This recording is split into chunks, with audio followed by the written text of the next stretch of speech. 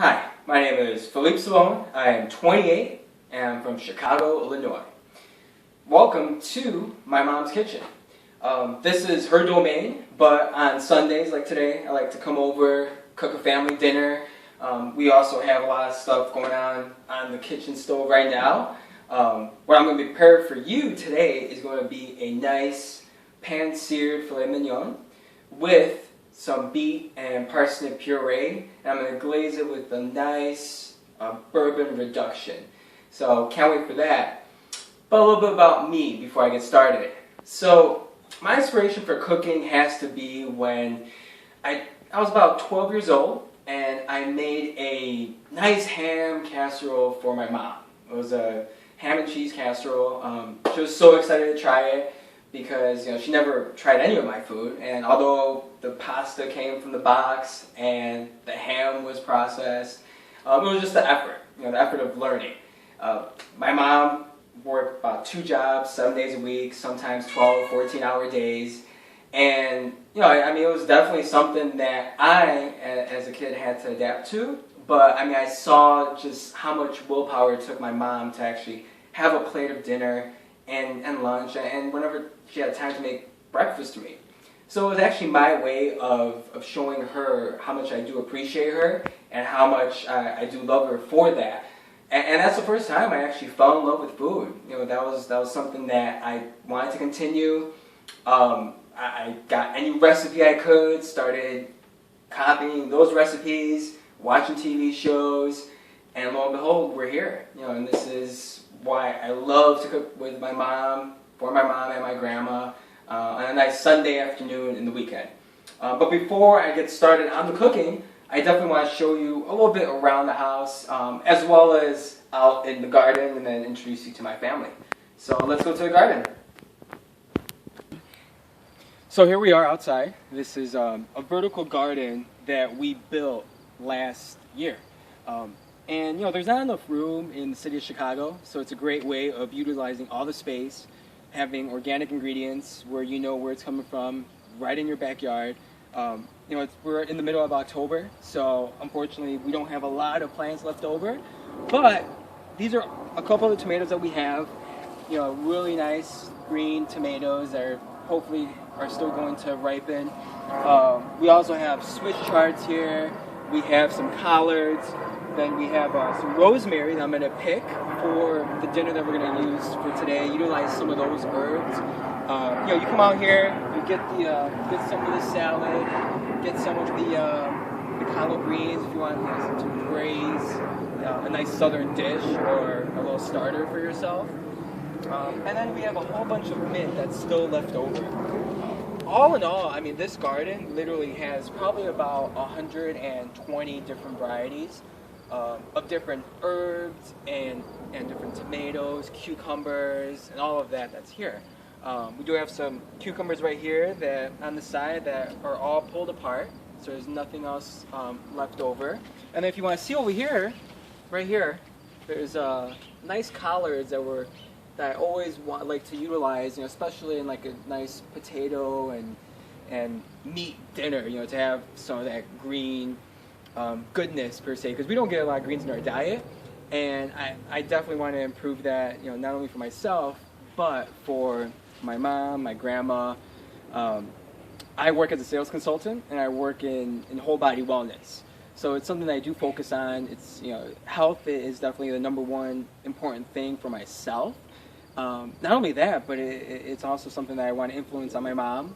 She makes fun of me all the time because I say, you gotta buy organic, you gotta buy some non-GMO ingredients. And I'm a true believer, down the line we'll see if that's gonna help me.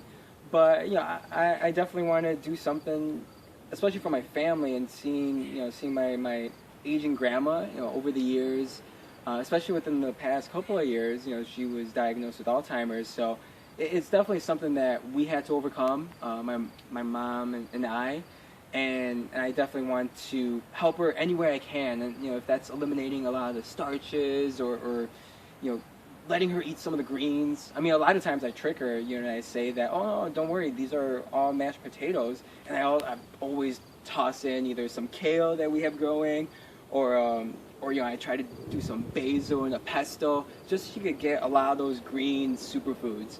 I mean, I love my grandma, I love my mom a lot, and they mean a lot to me, so I want them to be with me as long as possible. But enough about me, let's introduce you to everyone that's in my family. And here is the family. There's babcia. Jak się masz? Jak się masz, babciu? Yeah, dobrze. That means good. There's my mom. There's my mom's boyfriend there. Say hi. Hi, how are you? Alright. And off to the kitchen we go. Alright, so here we are with the kitchen. I got that beautiful piece of filet mignon that I was telling you about. You want a really nice hot pan so you can hear this. I have the sound of beauty. You will know you'll have a beautiful piece of sear. So you take it out the pan. Let that sit there. Pull off some of the rosemary, thyme, and oregano that I had in the garden. Let me wipe my hands off. And this is something I'm going to use a little bit later towards the dish to make a nice base on the steak itself.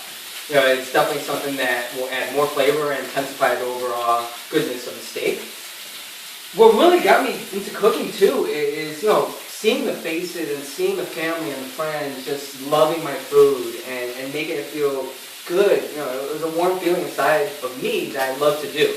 It's definitely something that not only do I love to entertain with dinner parties and different cocktails I like to always create, but seeing my mom, seeing my grandma love the food that I make, it is more of a privilege and an honor to cook for them on Sundays when they were the ones showing me the ropes when I was a young kid and a teenager that really didn't know what I was doing in the kitchen. So I'm grateful for that, grateful for the experience and all the awareness that they were able to show me and showcase through the old world techniques in Polish cuisine, which is what I do. It's called Polonaise. Polonaise is my style of cooking, of actually turning old world Polish and European dishes and creating something completely new and modern. So I like to infuse my Italian, my Mexican, my Asian, and my American flavor profile into all the Polish dishes. As this cooks, I'm gonna flip it over now so you can have that nice sear on the other side.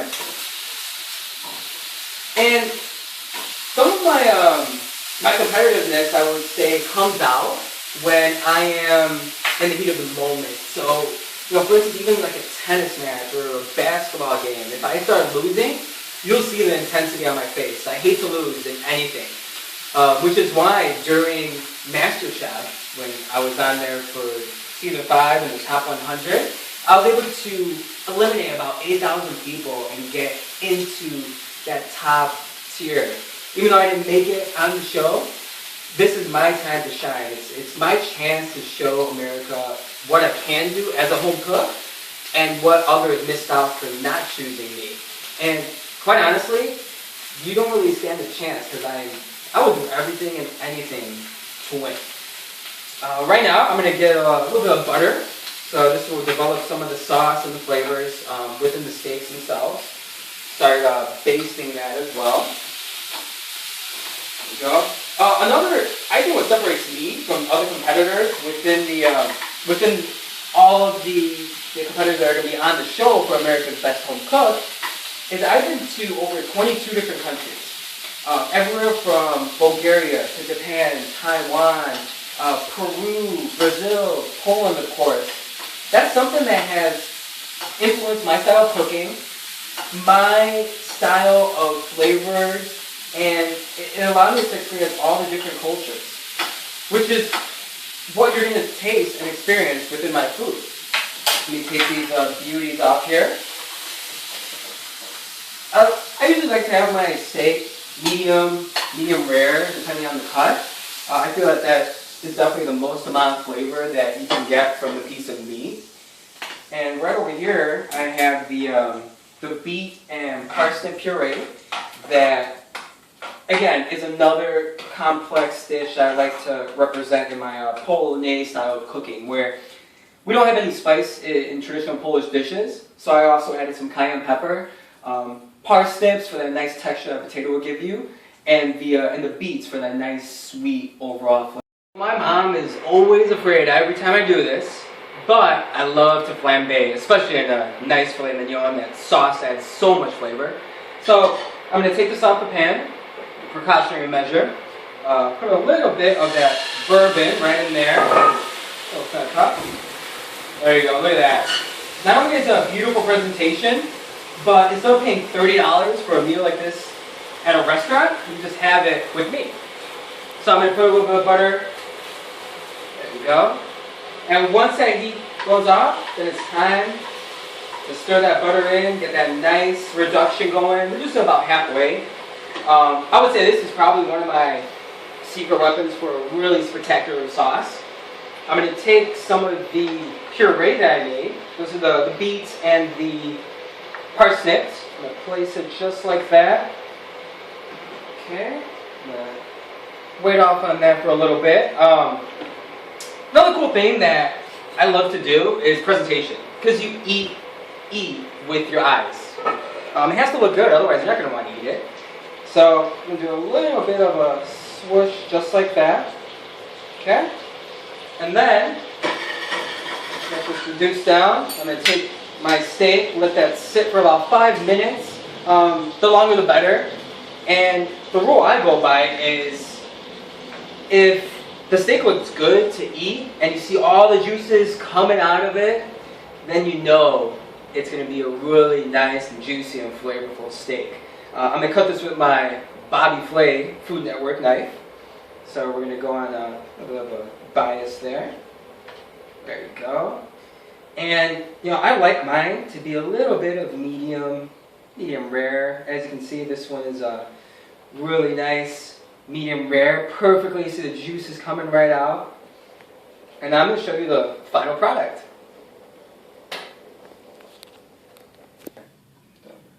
And as I'm pouring that beautiful reduction, you can just see that nice glaze that developed. And there you go. There's the final piece of dinner. So for me, winning the $50,000 grand prize and becoming America's best home cook would mean the world to me. It's something that I really worked hard for, something that I've been self-taught my entire life, that I've been learning from either cookbooks or recipes that are online and on TV, and just creating my own recipes through the food and the ingredients I have, as well as whatever my mom provided me. It will also be a great way to redeem myself, to actually prove to everyone else, to the naysayers and to people that always said that I would never come out to anything, or that I'm not good enough. That's something that I would love to have and show them, that I am capable of doing such a thing. A big part of it would definitely go towards my mom. This would be dedicated for her because she's a hardworking woman. She hasn't really been out of the country or experienced a true vacation, and with that money I would love to provide her that experience. It's something that she needs to take a break, give her some money towards even retirement, so she doesn't even have to work onwards as how she's worked the entire life. It's definitely something that's really dear to my heart. And my grandma, it's something that I would love to provide for my grandma, as far as providing her the health care that she needs for her Alzheimer's disease, to provide that special care that she would need. That would, obviously, you need a lot more money than what I currently have.